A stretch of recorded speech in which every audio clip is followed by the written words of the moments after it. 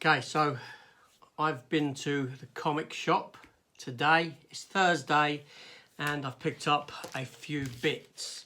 That being said, I've got more that I picked up a couple of weeks ago and I haven't taken a look at yet. That being this lot here. Yes, so we'll take a look at this lot first, then we'll take a look at this lot, which is older. So let's get into it.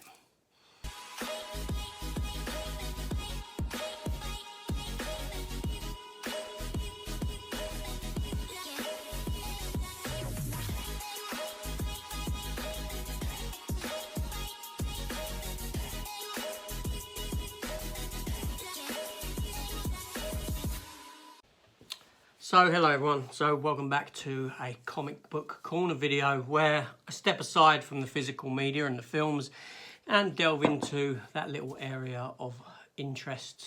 It's look like my beard's cut. I need to shave my beard, look at that, it's really awful. Anyway, it looks like it's coming out, it's really annoying me. Anyway,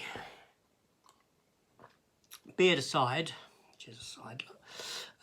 We're going to take a look at what I picked up this week.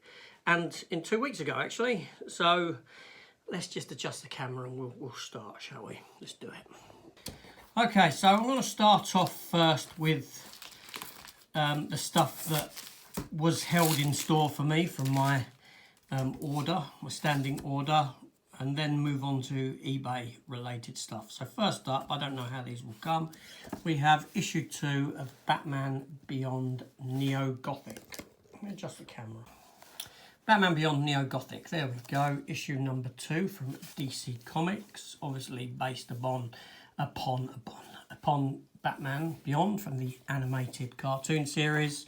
I don't read too many Batman comics now because I think Batman's been done to death. So when I do, I generally step outside the realm of standard Batman, if that makes sense, and go for, well, something more akin to this, because it's not a Batman that I'm seeing in cartoon or in film at the moment.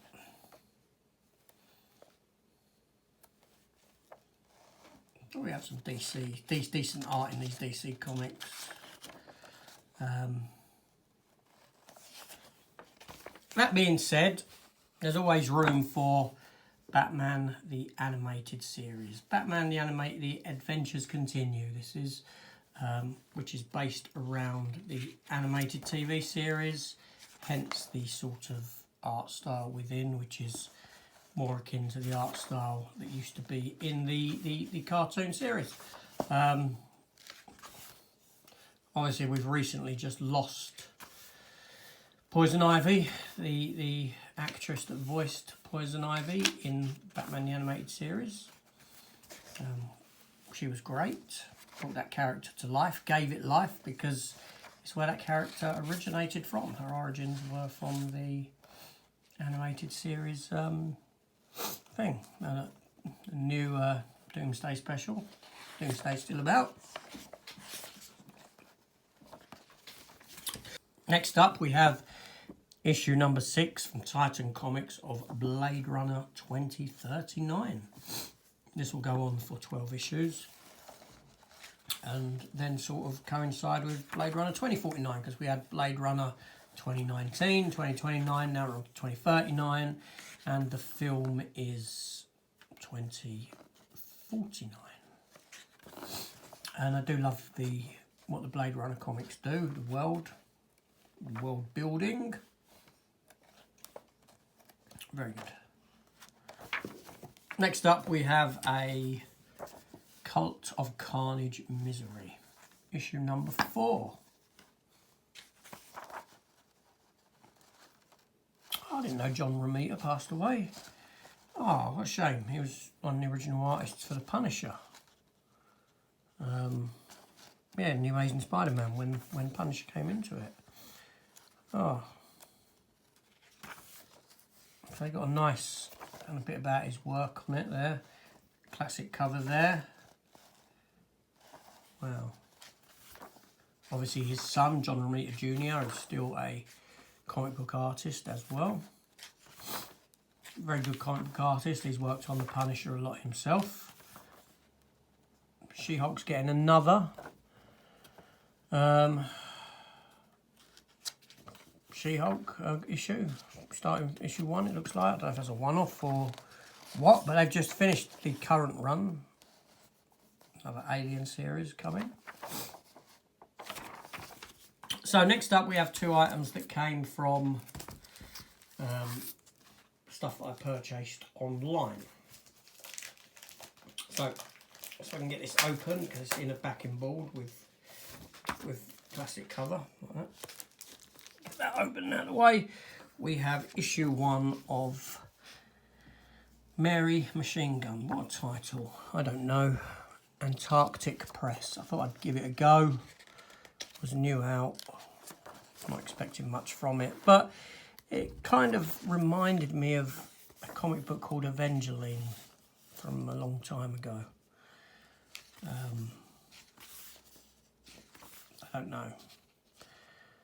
Okay, a bit questionable content there. But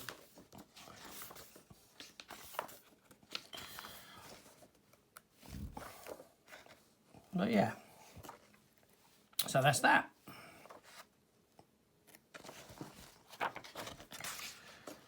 Whether it'll be any good or not, I don't know. I wonder what Catholic Church thinks of this sort of a thing. But there we go. Next up, we have issue 100, and wow, from Zenescope, and it is Robin Hood. 48 pages. Robin Hood with a Y. I can't believe that Zenescope has published 100 issues of Robin Hood comic. That is quite unreal, to be honest. As you can see, the content within is not as suggestive as what the cover makes it out to be.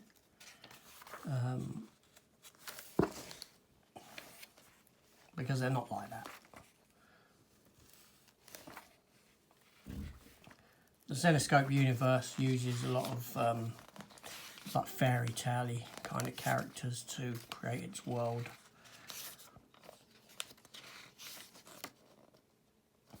I mean, you've got Wonderland, you've got Oz, Sleeping Beauty there.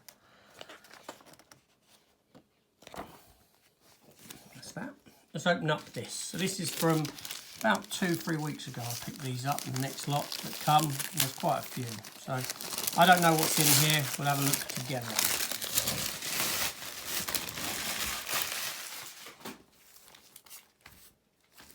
Okay, so first up we have King Spawn from Image, issue number 25. Again, lovely art in these. They've always got. Todd McFarlane does get decent artists for his Spawn comics.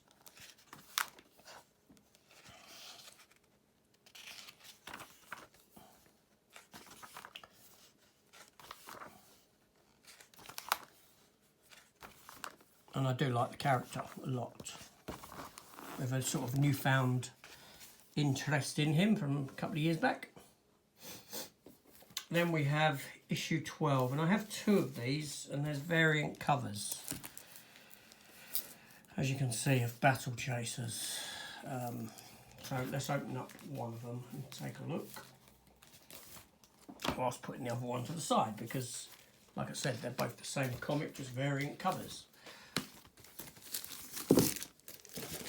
And there we have issue 12. Now, Battle Chasers is a comic book from probably about 15, 20 years ago, which Joe Madura worked on. And this is continuing it. It was very slow coming back in the day, but it never came out. It just never got released.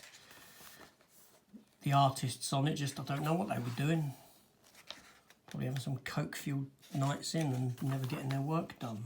Because they were creator-owned, but they didn't care if they only published one every 6 months. And that's kind of the way it went until it just sort of stopped.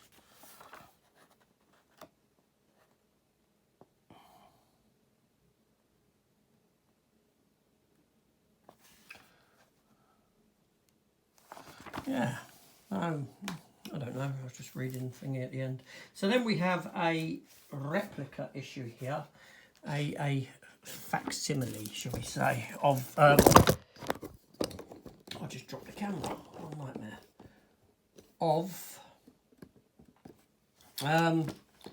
Amazing Spider-Man issue 300, the milestone issue, and inside art by Todd McFarlane.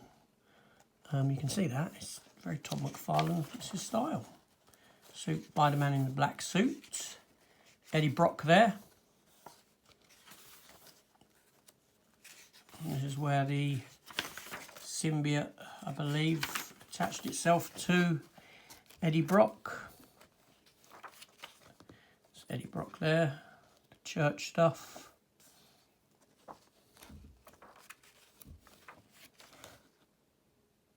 Venom.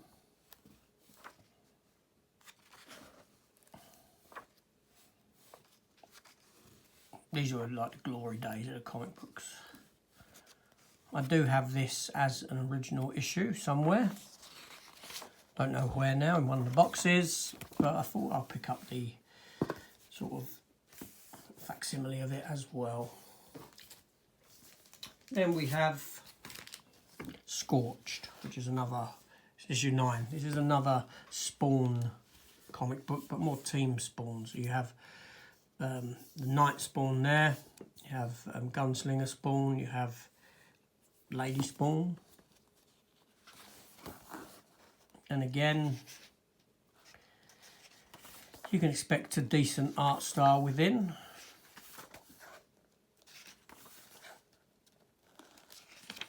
Haunt there, the character of Haunt, very good.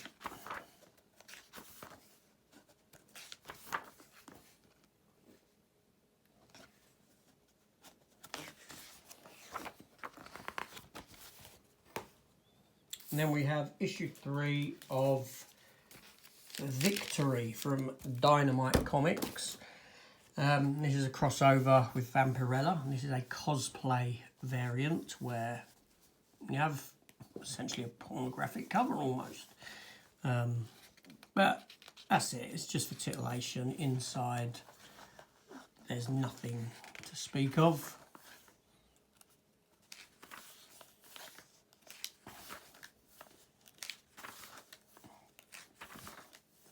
Covers just play on what Vampirella's always done since the 1960s. Army of Darkness Forever, new Army of Darkness comic coming. Ash, Evil Dead. Army of Darkness 30th anniversary. Fantastic.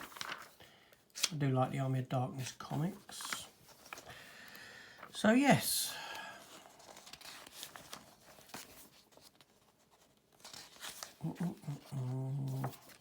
So let's open that next bag. Oh, I've got a couple here that have come from just picked up in store. We have issue 6 of Alien. Issue 5, sorry. I said issue 6, issue 5.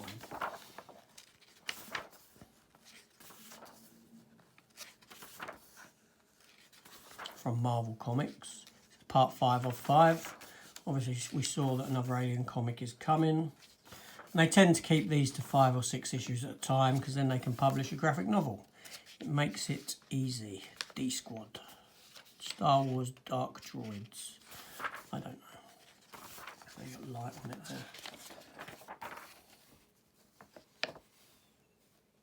Yeah, so Marvel doing Aliens.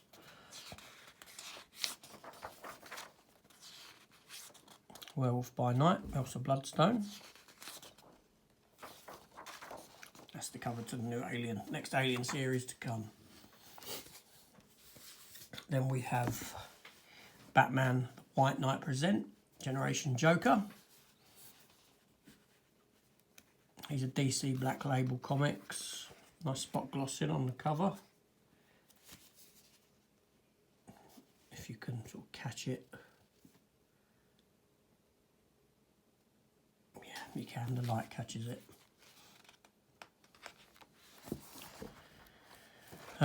These are DC Black Label, so they're more for adults, adult content story-wise.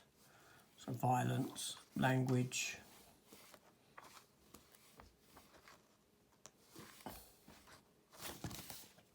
And we have issue 5 of The Last Ronin, The Lost Years, which pays homage to the very first issue of Teenage Mutant Ninja Turtles, The Last Ronin. So, yeah. Last Ronin was a great turtle story. It really was. Really worth checking out. Oh, it's the last issue.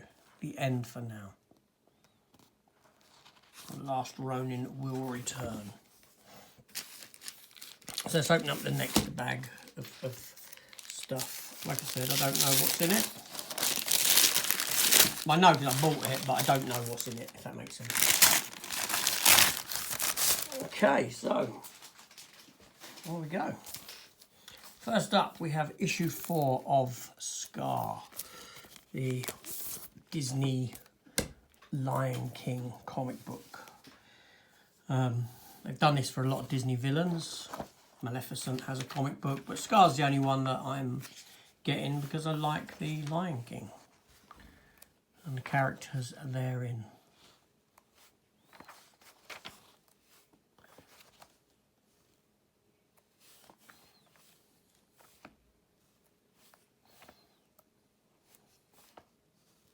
Hades. Issue 1 coming, I won't get that. There's Maleficent. Darkwing Duck. Gargoyles. And yeah, it's a Scar. Next up we have Grimm Fairy Tales, issue 74 from Zenescope. Same company that gave us Robin Hood, what we looked at a short while ago.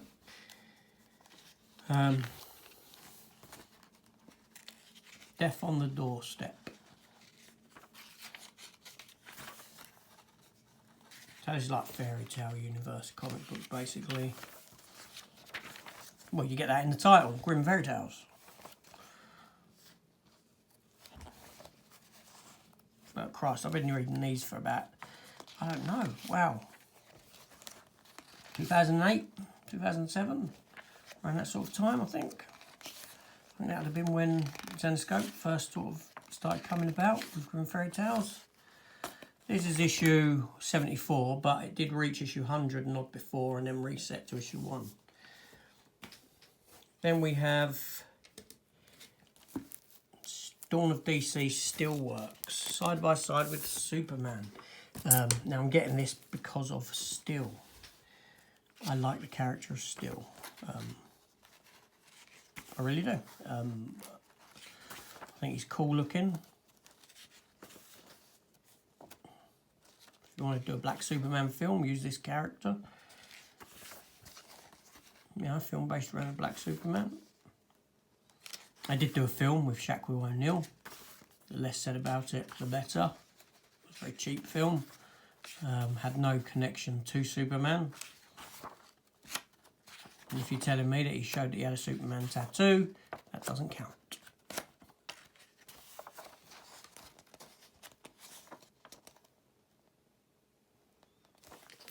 Yeah, so Still Works.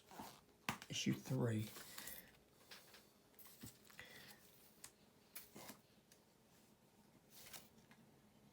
And then we have issue 2 of Victory, which is that Vampirella one, with a cover which is drawn, not a photo, and she looks somewhat emaciated, this girl does.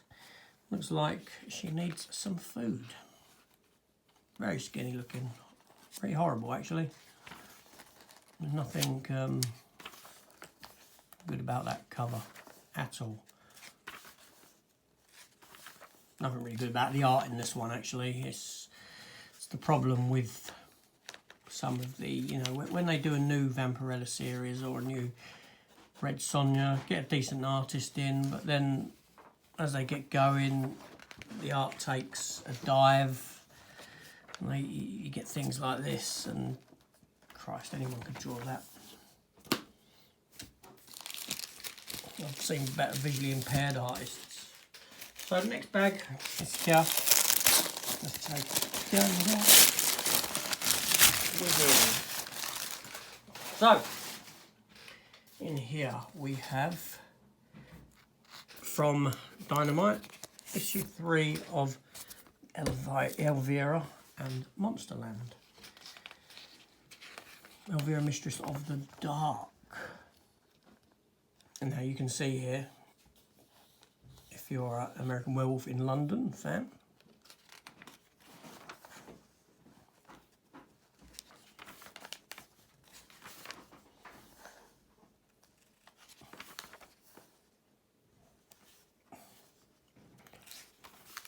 you can see what this is doing. It's playing upon a lot of tropes from different films and that. Who's that? I am Wolf of Wall Street.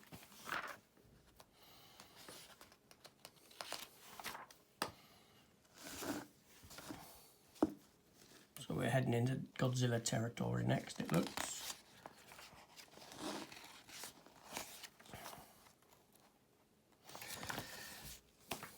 Then we have Marvel, Disney, Gargoyles, issue 8. I love the cartoon of this. It was really good when, you know, when Disney done it. I've got them on Blu-ray, but they are bootleg Blu-rays.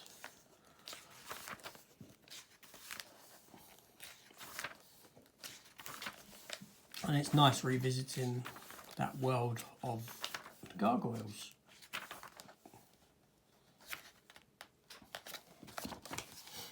Then we have issue number 7 here of Scarlet Witch from Marvel Comics. You know the character, Elizabeth Olsen, plays her.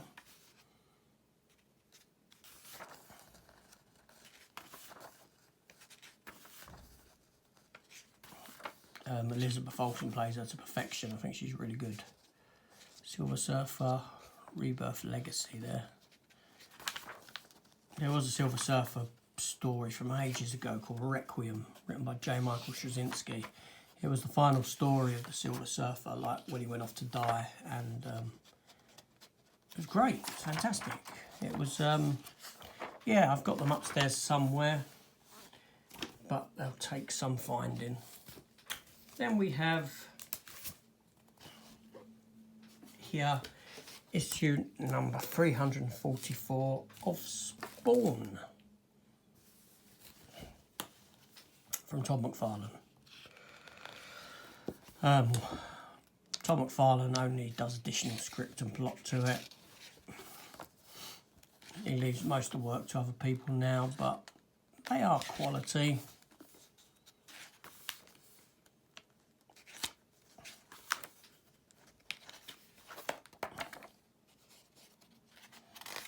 And if you've read Spawn for a long time, you know that this is a mainstay of Spawn. This has been in it since the first issue of Spawn, that sort of news reporting bit.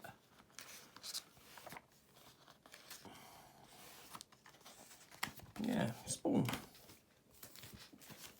Then we have a Vampirella with a cover by Joseph Michael Linsner, written by Dan Abnett, who used to write for Marvel UK.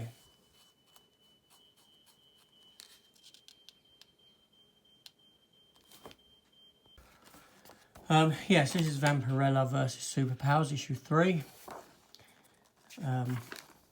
Listener used to do a character called Dawn. I've got statues of Dawn. They're boxed away though.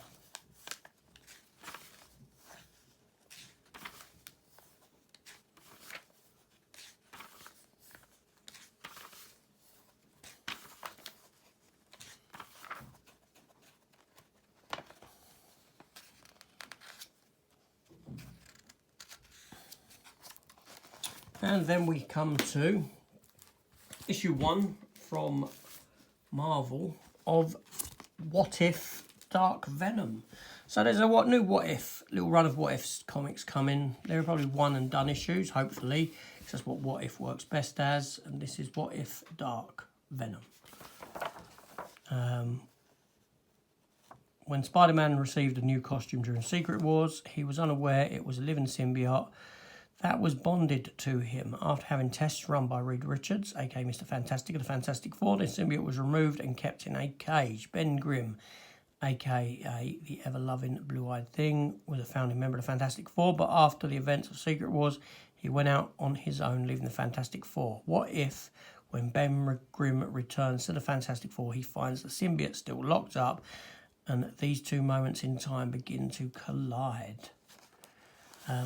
New Captain America series there, which I might read because it's written by J. Michael Straczynski, whose name I mentioned a while ago, who wrote the Silver Surfer comic, and he's the writer and creator of Babylon 5. He has done a great run on Spider-Man as well in the past. So yeah, so what if Ben Grimm became Venom, essentially?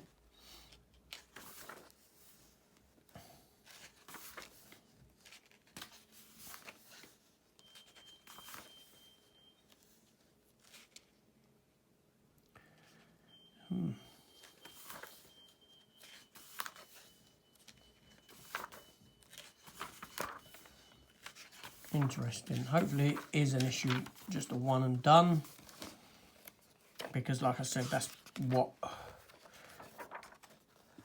these work as best.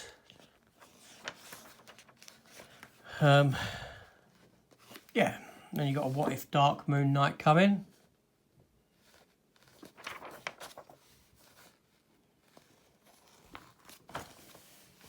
And let's get on to the last bag, which is quite a thick one.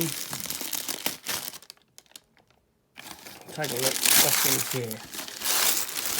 So, another Vampirella versus Superpowers comic. Issue 2 this is. Again with a Lisner cover.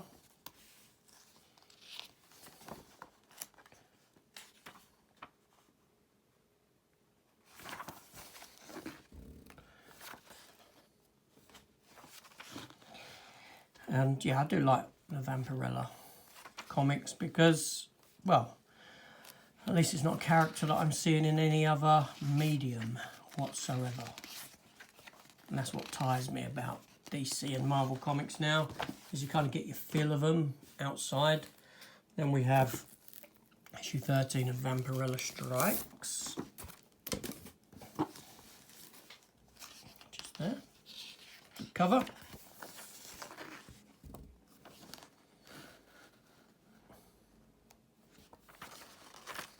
Victory.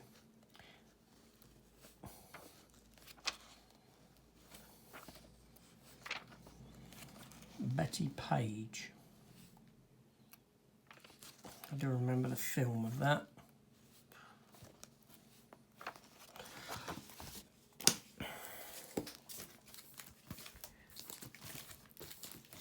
Now some of these are older comics that I would have thought I would have got a while ago, but they've sort of been held back because of the late release of something.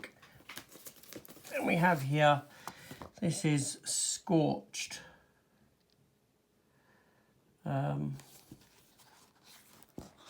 Where? Issue 19. What was that Scorched I had earlier? Questioning that now.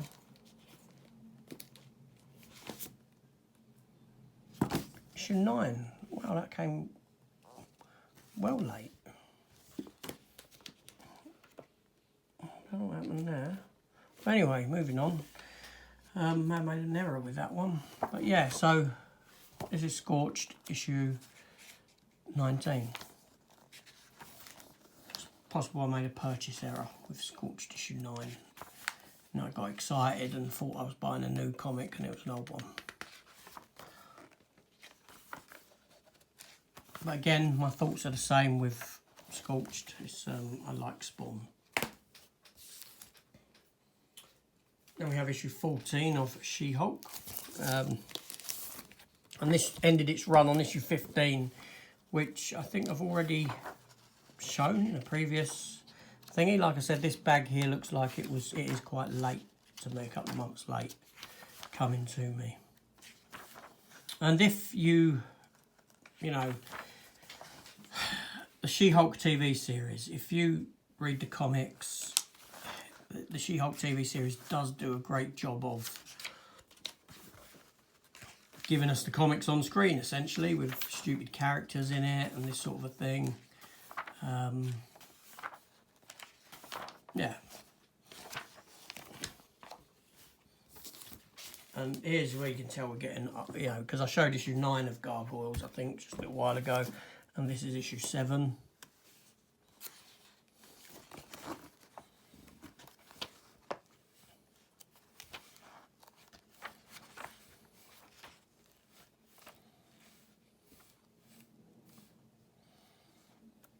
Or was it issue 8 I showed? I think it might have been issue 8.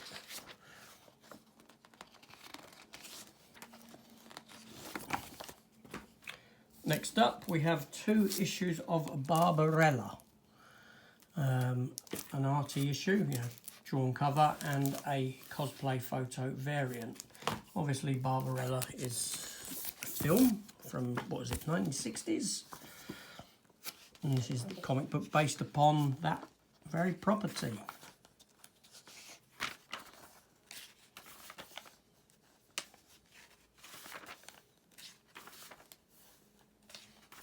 The art is somewhat questionable within. I will say it's not the best. I'm in darkness forever again there. But yeah. Then we have issue 1 of Vampirella and Superpowers. I won't flick through that one. We flicked through them. Well, will I? I will. Just a quick, nice sort of goldy bronzy colour effect to it.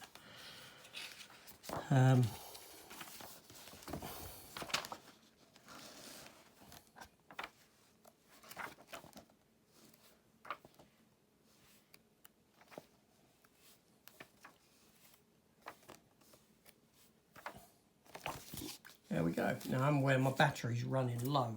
So I've only got 3 more titles here.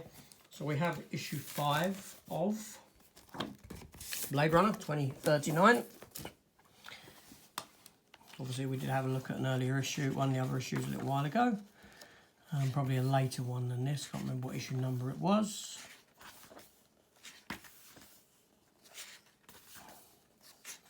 Obviously these don't follow the character of Deckard or anything like that. These are just set within the world of Blade Runner with other characters and the like.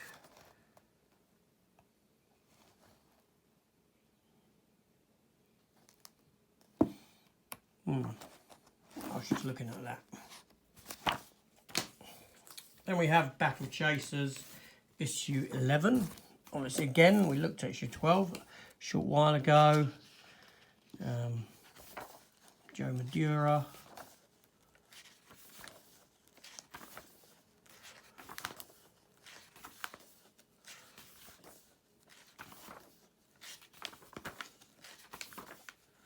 And there we have it.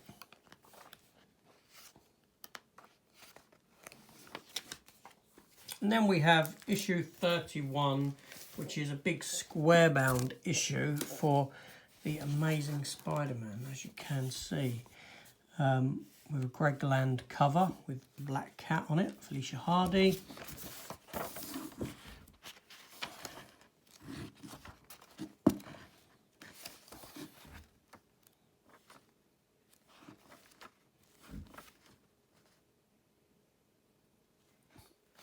This is John Romita Jr. art, I believe.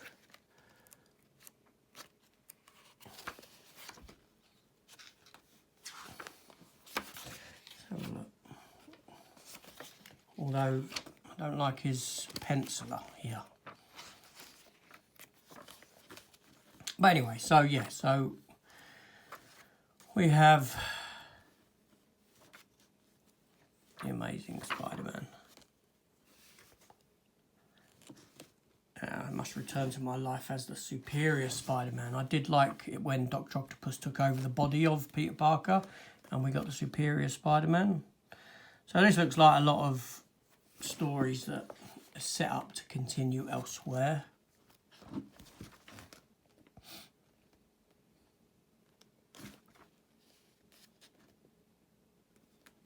see, I think that's the first appearance of Jackpot, the character, if I'm not mistaken. But yeah, so Amazing Spider-Man.